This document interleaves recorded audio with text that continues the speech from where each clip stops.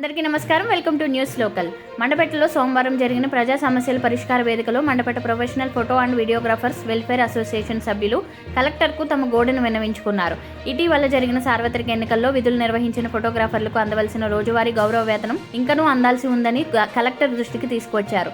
దీనిపై collector R Mahesh Kumar స్పందిస్తూ ఎలక్షన్కు సంబంధించిన సొమ్ము ఇంకనూ రావాల్సి ఉందని, రాగానే బకాయిలు చెల్లిస్తామని భరోసా ఇచ్చారు.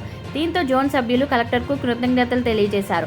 ఈ కార్యక్రమంలో ప్రెసిడెంట్ గంగుమళ్ళ వెంకటేష్, కోశాధికారి Sangula Dorababu, treasurer Kaki Daniel, joint secretary Guntur Venkateswarlu, media and technical adviser B Malleshwar తదితరులు పాల్గొన్నారు.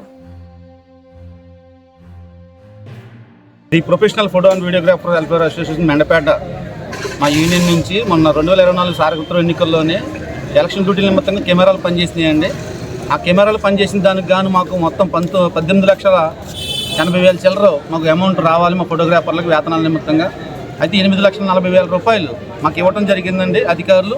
ఇంకా 10 లక్షల పైచీలకు మాకు రావాల్సిన అమౌంట్ కోసం ఇవాళ మన అంబేద్కర్ కోనసీమ జిల్లా కలెక్టర్ గారిని వచ్చి వినతిపత్రం ఇచ్చే అయ్యా మా పరిస్థితి ఇదని చెప్పి వారికి తెలియజేసినప్పుడు కమిషన్ నుంచి మాకు రావాల్సిన అమౌంట్ ఉందమ్మా, అది రాగానే మీకు ఇవ్వాల్సిన అమౌంట్లు మొత్తం ఇవ్వటానికి మేము చూస్తామని చెప్పి సానుకూలంగా స్పందించారండి.